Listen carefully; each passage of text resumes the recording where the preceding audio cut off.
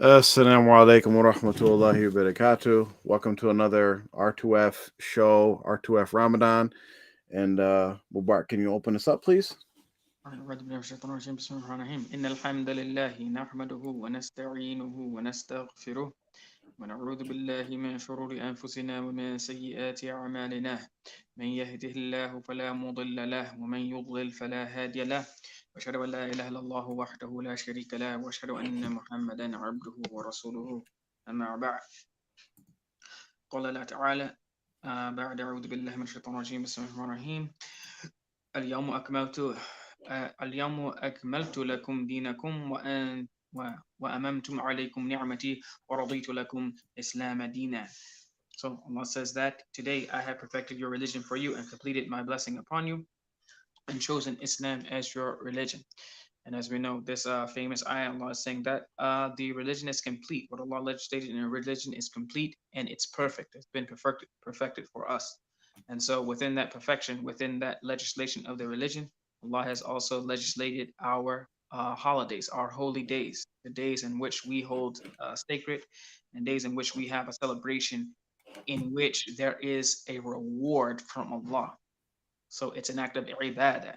So any celebration that we have, any sort of festivals, um, especially if they are religious, if we have them, and they are not of the that has been legislated by Allah, there will be no reward for them. Allah will not reward you for it. And on top of that, there could possibly be a punishment. So that's something we have to keep in mind. So Allah has perfected a religion, and in that Rasulullah SAW has said that we have two Eids, two holidays, Eid al-Fitr and Eid al-Adha.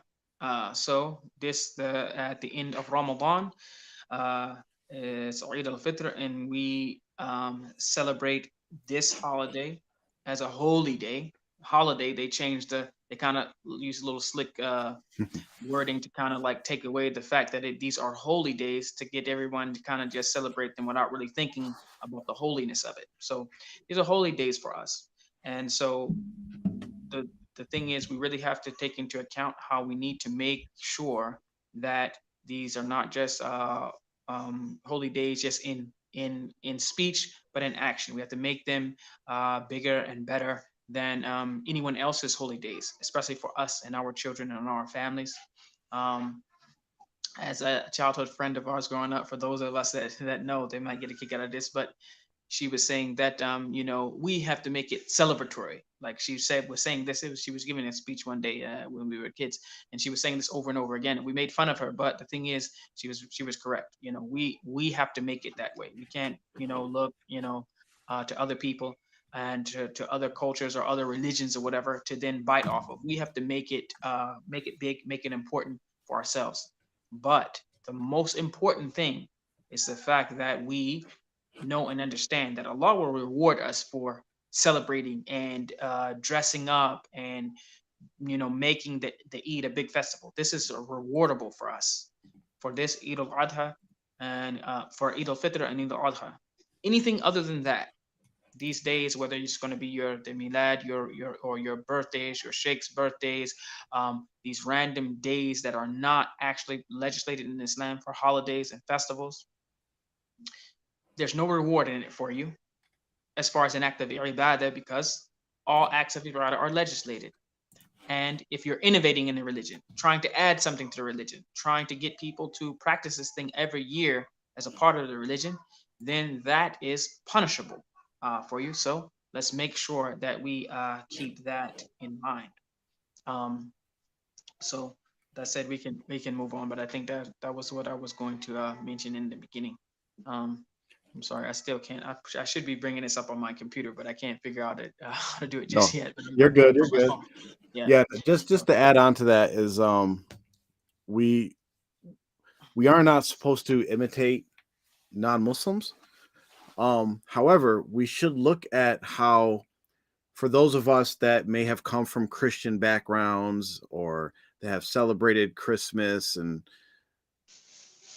we should create a bigger feeling, a bigger anticipation for our children than what we might have experienced in our history, or that we know. Like, it living in the West, you know when it's Christmas time. You know, right? There's it's the everything's set up that way. It's just the air even changes, people's attitude changes. We have to be the same way and better than that when it comes around to our Eids. The children, when they hear the word Eid, they should be happy, anticipating, waking up because they know that day is going to be special for them. So just we got to try our best to be better, and this kind of touches into one of the sunnahs of the Eids that we'll talk about later. Just to give um some advice, the next thing we want to talk about is the actual fitr tax, which is part of the sunnahs of obligatory sunnahs of Eid al-Fitr, that we have to pay a tax, and depending on where you live and what your masjid or your community decides, it's between $12 and $15. I will say that R2F, Alhamdulillah, we're a nonprofit organization that is qualified and does distribute fitr tax and zakat. So we are collecting fitr tax for everybody that's part of the R2F community. Um, Pay it early. It's best to pay it early because, and Mubarak can expound on this, but the purpose of the fitr tax is to help those in need that do not have the ability to provide this great, grandiose, celebratory event on the Eid because they're barely making ends meet. So everybody should be celebrating on the Eid, and this is what this fitr tax actually goes to. So, and Yeah. there's a lot of discussion you'll see online in different areas where, like, well, can you pay it before? Can you pay it ahead of time? Do you have to pay it the day of the Eid, and these sorts of things? But to achieve the purpose of what the fitr tax is for, especially in our times where we can't just go to a poor person's house and give them food or whatever else, you want them to be able to prepare for the Eid as well, just like we are doing. We buy our food ahead of time. We buy our things, get things set up. People are cooking the night before and these types of things. So we encourage everybody, if you decide to pay your fitr tax to your local masjid or to whoever, if you're paying it to R2F, fine. Pay it as early as possible so these arrangements can be made. Yeah. So, and just to um to add to that, and am I muted? No, I can hear you. You're Okay. good. Yep. Um, so to add to that is number one, who is the fifth tax obligated to pay? Who is obligated to pay the fifth tax? Okay, the tax is obligatory upon every living person, right? Every person, rich, poor. This is different than zakat al mal when you're just paying zakat on money. This is different.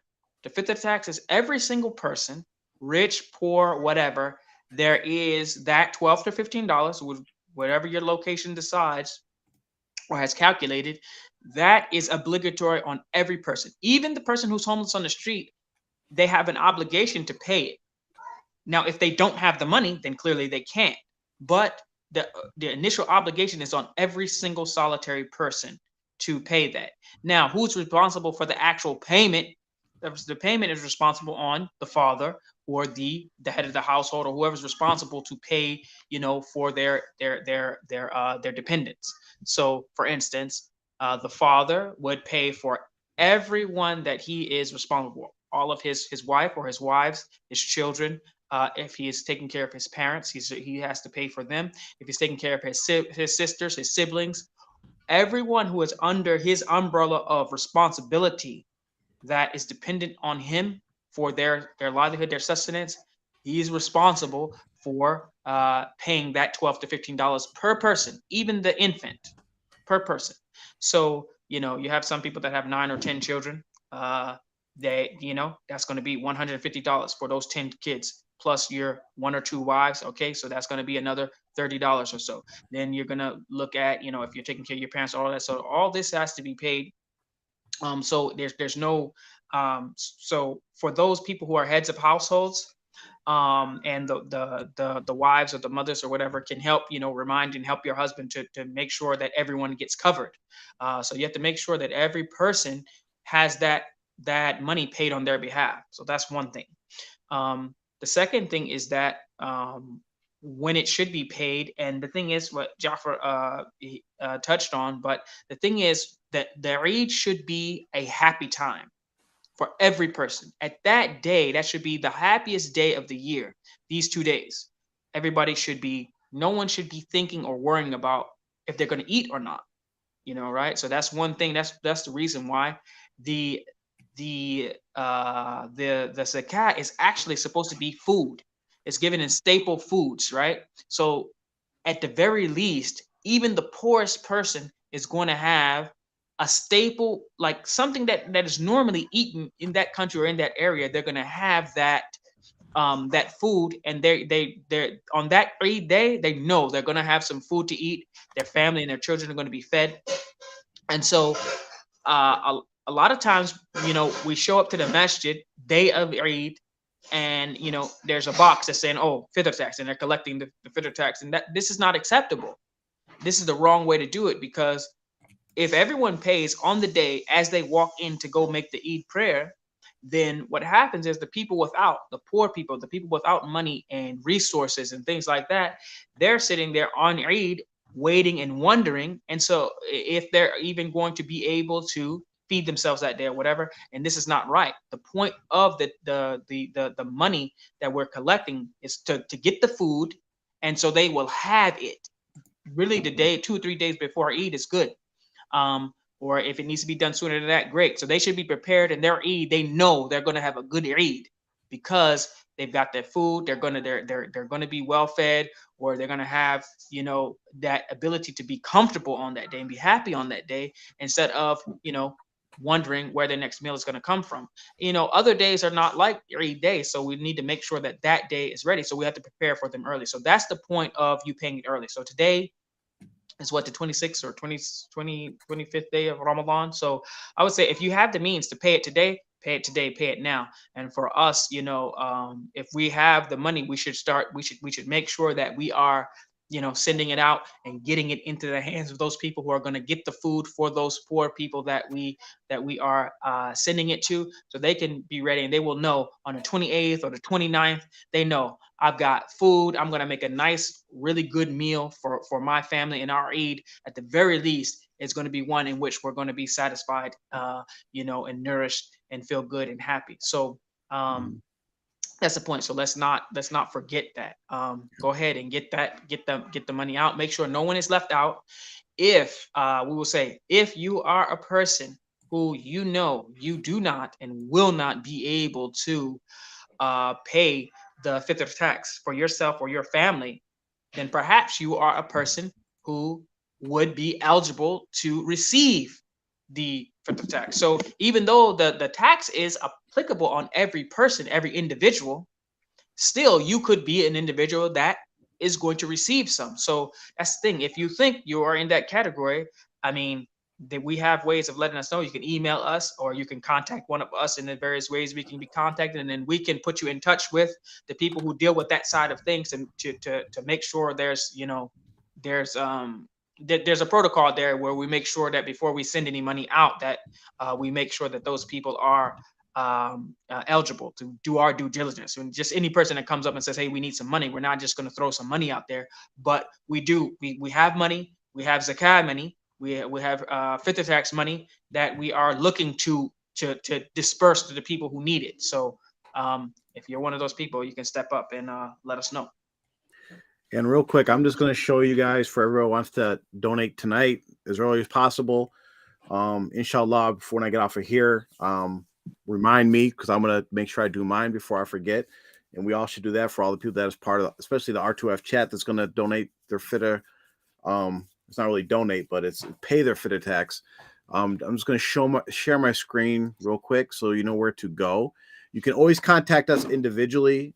If you have our contact information, I just put up email R2F is one way to contact us. You can WhatsApp me or WhatsApp Mubarak or anybody else that you know that's in contact with R2F administrators. But you can go to our website, which is r2fitra.org. Again, that's r2fitra.org. Let's see if there's a better way to show this. I don't like that way. There we go. R2fitra.org. And right at the top of the screen, there's a donate button. You can click on that. And there's two ways to donate. You could donate with PayPal, which is the preferable way. That way, there's no fees taken out for the service. Just put in the notes that it's your FITA tax. Okay, so we know exactly what it's going for, so we know how to segregate the money when we receive it.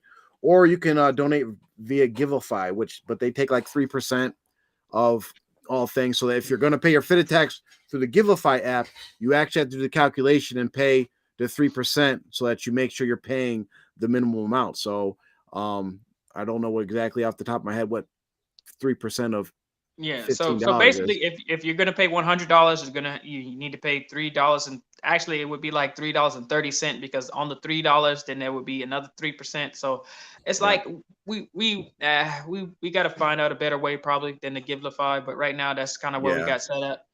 Best way So is we have the PayPal, so just use PayPal. We recommend everybody yeah, use PayPal. The link's right there. When you click on the link, it'll take you right through. You'll have to sign on through your PayPal thing, and you could pay the amount. You'd click on other for your specific amount of FITA, and then you put in the note that's for the FITA tax. That way you don't have to do any calculations. You don't have to worry about any other fees being taken out. We get 100% of the money, and we can give it out to whatever. If people that don't have PayPal, email us, contact us. We can arrange for Cash App, Zelle, pretty much. We can make any arrangements for any type of way you have to make the payment. Just try to pay it as soon as possible, inshallah. Let's see the and next and topic. Oh, go ahead.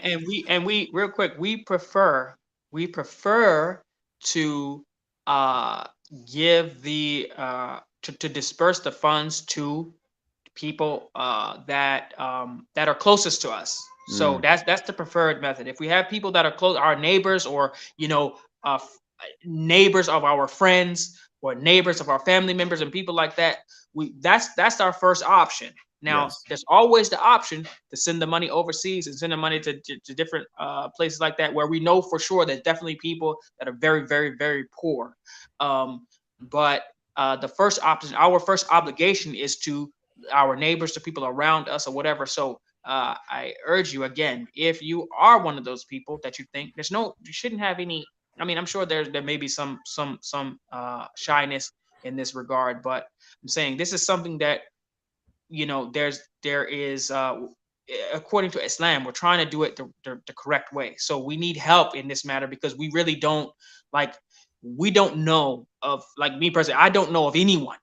I really don't know of anyone who is in the situation where they need it, either not saying anything or we don't know. So if anyone can help us to get the funds to the people who need it, please let us know, and we will yes, get it to them as soon as we can, so they can have the food and the things necessary. Otherwise, we'll have to look into getting it overseas to some other country, to them. But we have to do it pretty quickly. We have to do it within the next day or so, yeah, so that they can have it in time. We really want to get it done, and have the food in their hands by the 29th day at the latest. But really, yeah, 28th or 27th would be good as well.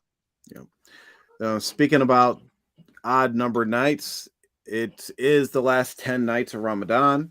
I believe tonight will be the 26th night, I believe. Yeah, yeah, that's So what I think so. yeah, so we know about Laylatul Qadr. Inshallah, we've all had opportunities to do as many nights as we possibly could, to do as much ibadah in those nights as we could. But the 27th night is coming up, depending on when you started your fast. But I believe the 27th night will be Monday night. So really, really try to get it in. Again, Laylatul Qadr, we have the hadith scrolling at the bottom of the page, at the screen, that you can see that we get all of our previous and future sins forgiven. Or I believe this one says past sins. But either way, like, it's 80 something years of worship. Do as much as you can. And Mubarak, if you have anything to add on to that, to try to encourage people to do what they can on these last nights. Mhm. Yeah, I mean, if we think about it, it is if Laylatul Qadr is the 27th night, which it could have been last night, 23rd, or was that the 25th? I guess could have been Mhm. last night. We don't know. It could have been 2 nights before that. But for the most part, a lot of there's lots of I guess hopes at least that it's going to be on the 27th night. We got Hmm. either the 27th night or the 29th night. But if we're going to look at it and say, okay, if it's the 27th night falls on a Monday night, I believe. Hmm. Now, we have to ask ourselves, and I'm a person that works on Monday night. So we have to ask ourselves, is whatever you might get for working on that Tuesday, okay, whatever benefit you might get from working on that Tuesday. Now, listen, if a person knows that, hey, listen, if I take Tuesday off, I'm going to get fired, or if I take Tuesday off, my check is not going to be big enough to cover my rent or cover my expenses, and then I might be in the filter tax situation to receive some, at the next Eid or something like that. So I'm not saying that a person should put themselves at a disadvantage, but if there was ever a day that you were going to take off of work, it probably would be Tuesday. And because you could possibly maximize that night. Now, if you can just go for, if not all night, then a significant portion of the night, and still go to work, then go ahead and go to work, do it. Or if you can do lots of ibadah and things while you're at work, if you work at night, then okay, do it. But if it's easy for you, or if you can do it, and if you can take off that next day, and you know that that night you're going to maximize your efforts, your energy, and you're going to try to hit the jackpot. You're going to try to hit the lottery, because that is a day in which it's going to be worth 83 years worth. So you're gonna I mean you might look at it and be like, wow, I went to work that day, and I got my usual salary or whatever, but I skipped Laylatul Qadr and missed out on 83 years worth of reward, because we can't see it with our eyes or touch it with our hands or taste it with our tongues. It's hard to really put it in a high priority, I think. But I would say that at the very least, try to go all out for this night, to 27th. Try to get your game plan ready and take advantage of it as best you can. If you can take off, go ahead. Or if you can move some things around, or at least maybe you'll be really sleepy, really tired, and have a horrible day at work on Tuesday. But wallahi, I think it'll be worth it. So let's try to catch the 27th and do as much as we can do. And inshallah, Allah will accept all of it from us. I mean, I mean, and the last thing we're going to cover is just some sunnah, some etiquettes of the Eid, inshallah, on Eid day. And a lot of these we know, but it helps. And I encourage everybody to go and just do a little quick research, just on the sunnahs of the Eid, just so you can read the hadiths and the support behind it, because it, especially coming from a lot of the background that we come from, it helps a lot to know the sources of the things that we do. I know I learn things throughout the many years of being Muslim, and then but you don't know where the source comes from, and then you start questioning, like, wait, is this actually a Muslim thing, or is this some Pakistani Indian culture thing, or something somebody made up? And you'll find a mixture of both. So we just gathered some simple general understandings of sunnah activities that we should be doing on Eid day. And the first one is, of course, is that we should make ghusl. We should, just like for Jumu'ah, we're going to the masjid, right? We don't want to go there, smelling off of like 12-hour shift of work. We go there smelling good, cleaned, purified, ready to make Eid prayer. And along with that, of course, is that the men, especially, we should adorn ourselves. We should, because it's our holiday. We're celebrating. We should make it we shouldn't just go out there with just the same pajama type clothes we wear in our house, just throwing something. No, we should look good, smell good, adorn ourselves.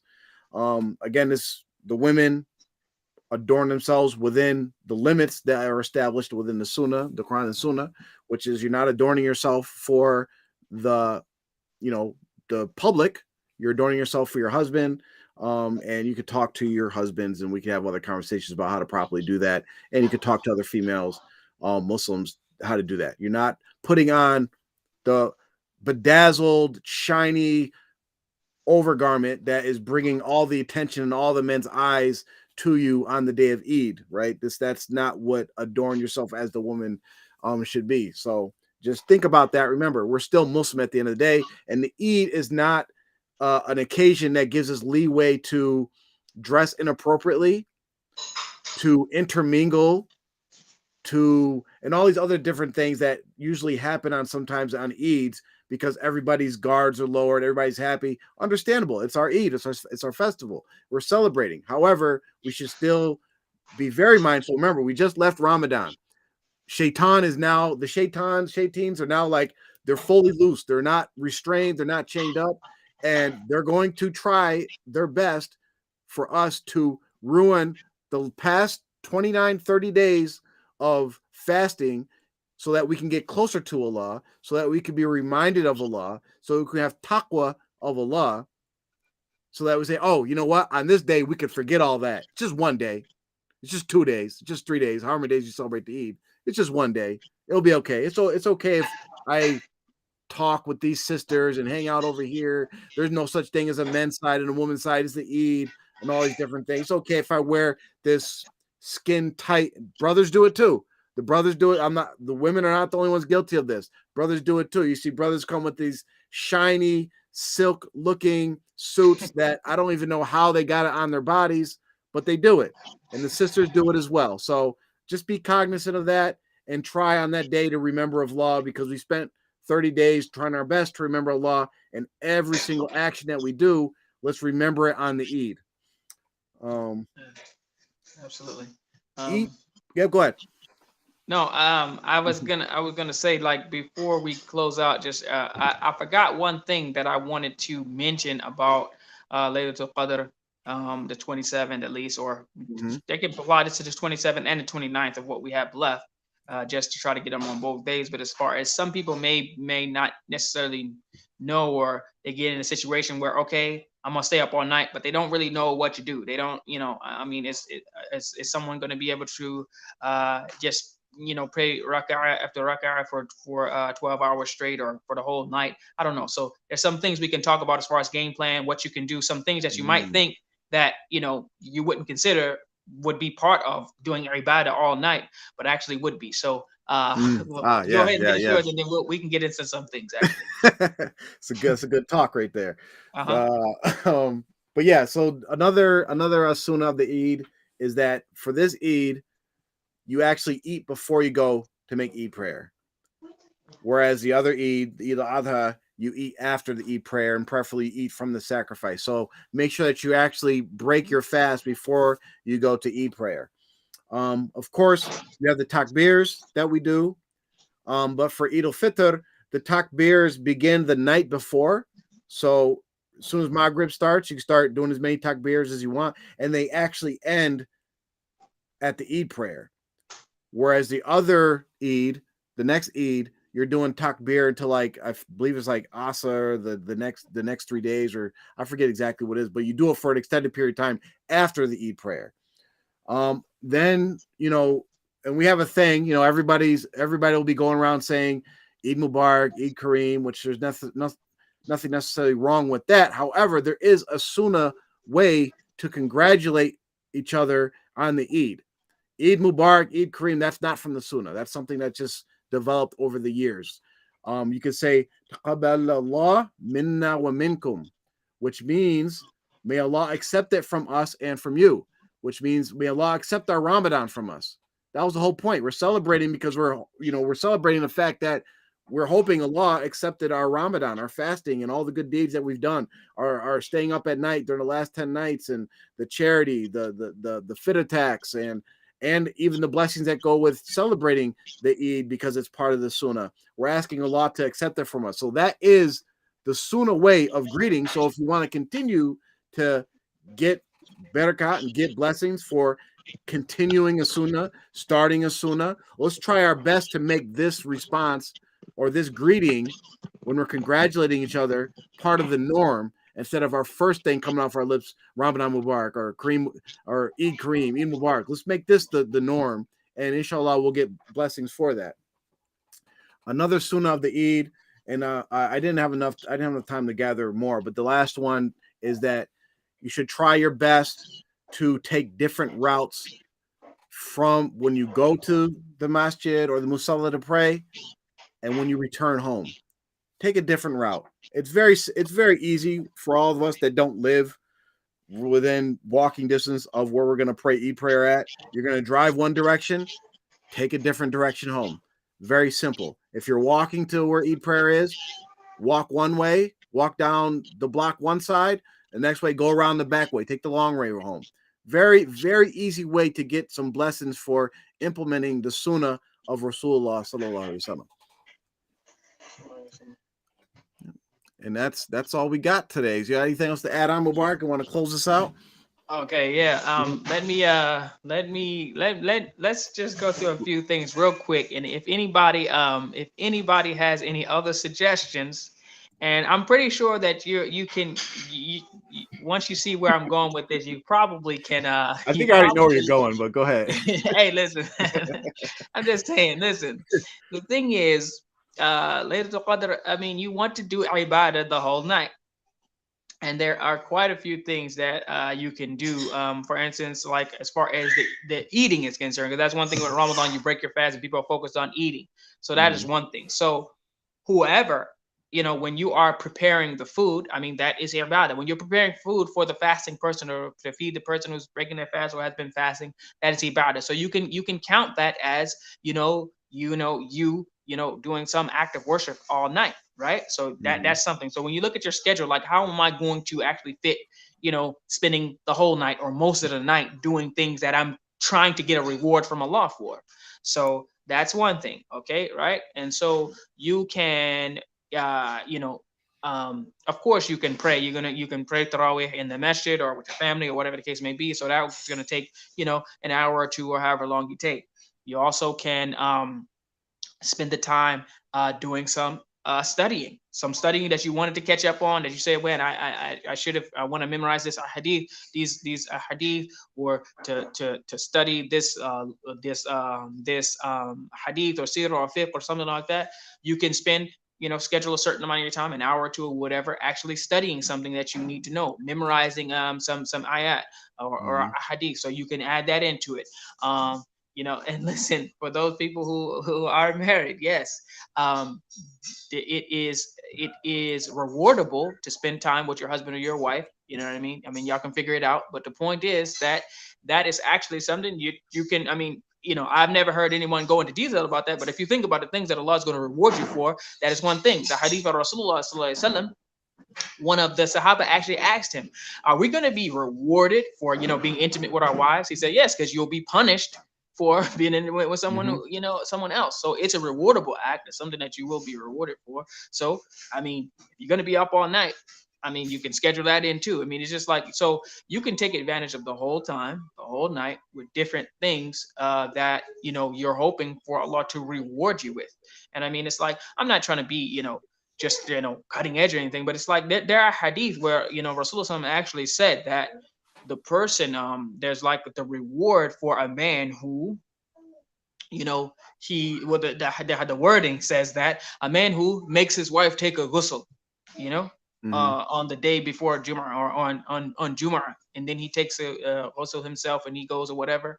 And so that means, and they were asking the teacher, like, he makes his wife take a good, like, he has to tell, he said, well, you can figure it out, basically you can figure out what that means. But it's like, so this is something that's like in the sunnah, and is something that is rewardable. It's something that you should do. So I mean, it's like sometimes people say, man, what can I do with the whole night?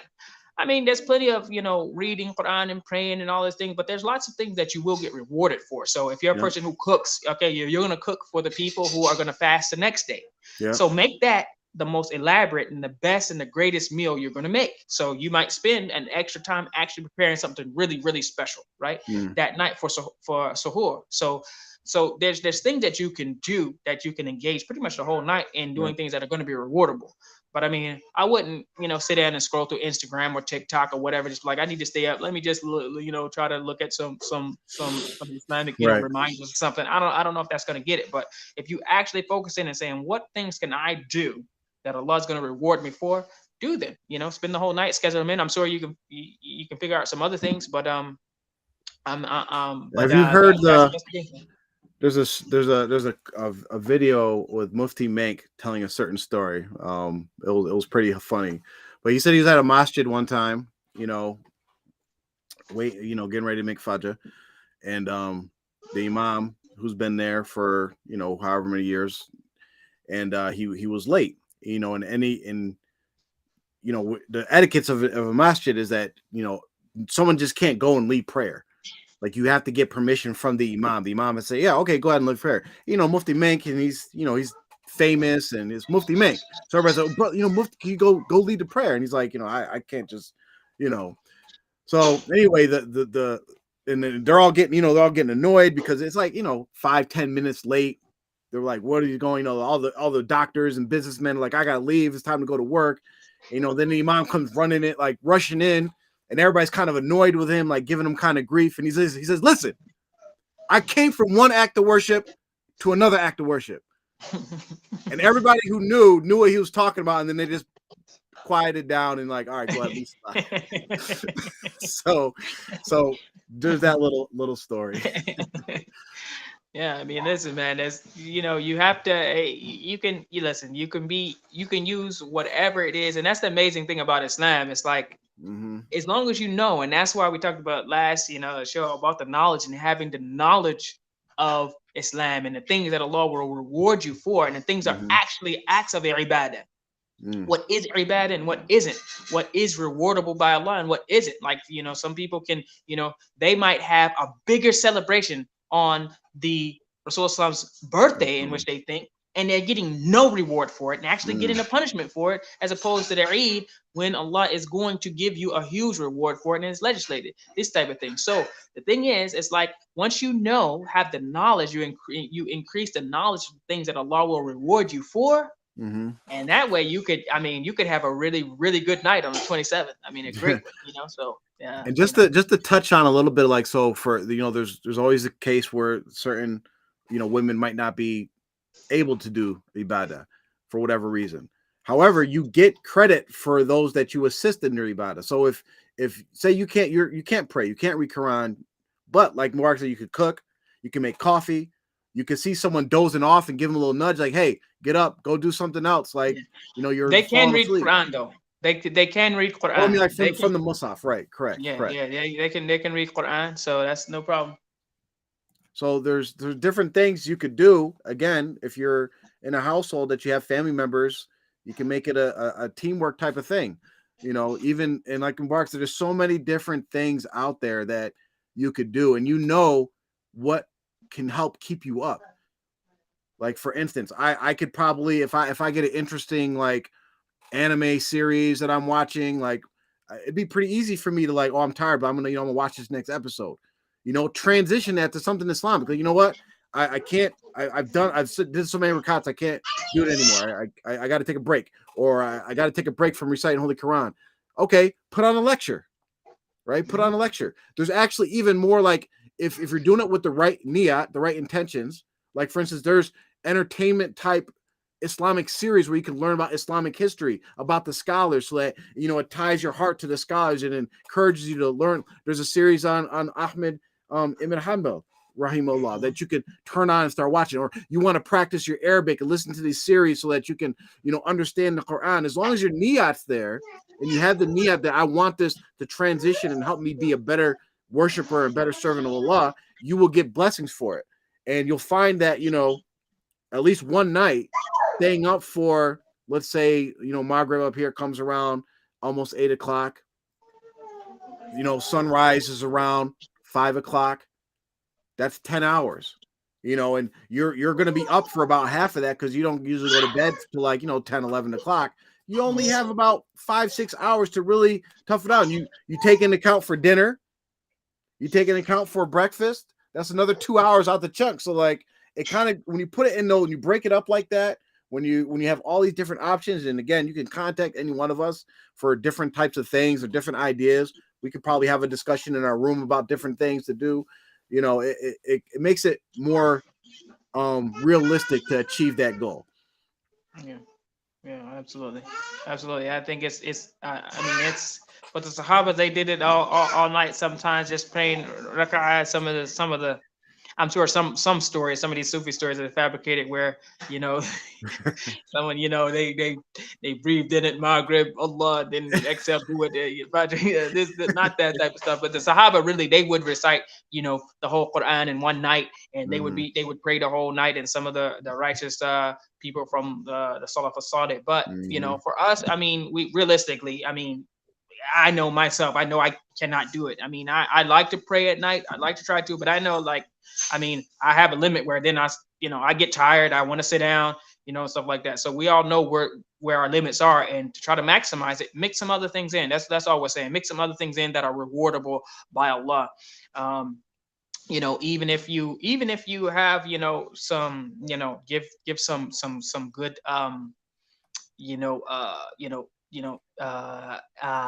what's it called?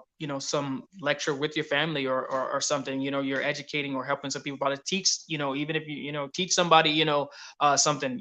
Use that time for teaching or something. You could do that. I mean, we could go on and on about things that you could do, but just to give you the ideas, there's a way to maximize the night and not look at it like, wow, I prayed 20 rak'ah and I'm already tired, and mhm, it's 10:55.